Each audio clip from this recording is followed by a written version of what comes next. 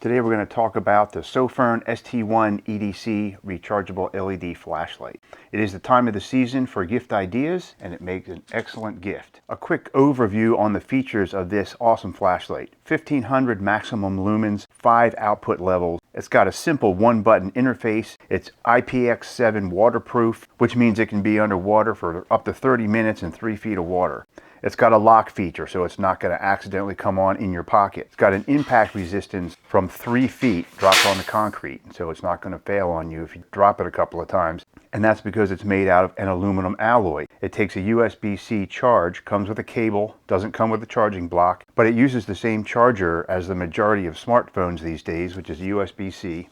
All right, it's showing just around 100 grams, where it's advertised at 102, 4 3/4 inches long, just over an inch wide, maybe about 1 1/8 inches, and the thickness is going to be about 5/8 of an inch. This is a solid, inexpensive, quality flashlight. It is competitively priced at right around 40 bucks. You can get it on sale between 25 and 30 right now, so take advantage of that. I'm a big flashlight guy. I always have a flashlight in my pocket. I use it an awful lot, especially in the winter when it gets dark earlier, taking out the trash or just going out to the car to make sure it's locked. Everything is controlled just from this one button here. You can turn it on, you can change the brightness, and you can also lock it. When the flashlight is off, a double click and it is now locked, so you can put it in your pocket and it's not going to accidentally go on for you. And if your kids are playing with it, your grandchildren, whatever, they're gonna not be able to get it to work and blind themselves by shining it in their eyes. Unless they hit this twice real quick, then it does unlock it at that point and it comes on.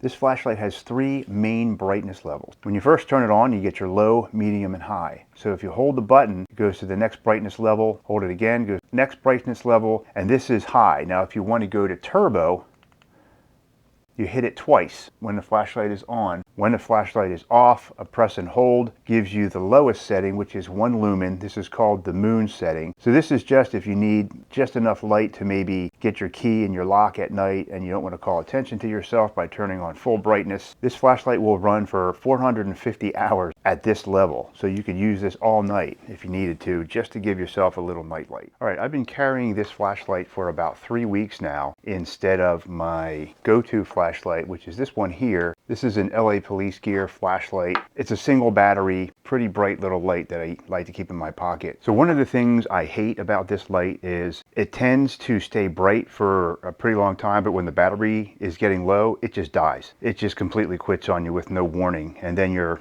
completely without a light at that point. I hate that. So as a result, I'm constantly charging. I use a rechargeable in here. I'm constantly pulling the battery out to recharge it when it's probably not even necessary because I don't want it to quit on me. As opposed to this here lets you know. See, right now, as you can see, it's showing an orange light when I turn it on or when I lock it. And that tells me that the battery is between 20% and 50%, which to me means it's overdue for a charge. So I know to charge it. When the battery gets down below 20% charge and you go to turn it on, it's going to give you a red ring around the power button telling you that you are really in need of a charge at this point. So it's not going to die on me because I'm getting a warning beforehand. So that's one thing I love about this flashlight. The other thing I love is just the way it kind of fits in my hand and my thumb just lays right on the button. It's very ergonomic. It's a little bit less noticeable in my pocket because it's flatter than my round flashlight. And with the round flashlight, you kind of got to hold it like this to activate the button, which is in the back. And that's not a problem. I'm kind of used to it. But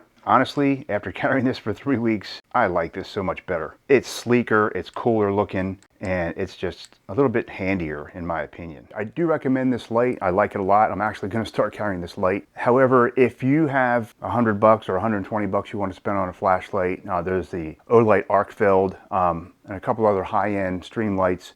They're probably overall better lights, but if you're looking to get something for between $25 and $40, this is definitely the way to go. This is a high quality light for the price, and I've had no problems. I did drop it a few times and still works great. Nice and bright light. I made the mistake of showing this to my granddaughter. She's almost 2 years old and she just loves to press this and make the little light come on and just plays with it for like 10 minutes. Anyway, so if you want to check out this light, there's a link down below. There's a link to the original website. There's a link to Amazon. You can get it on Amazon. So whatever you like. Thanks for watching the video and hope to see you in the next one.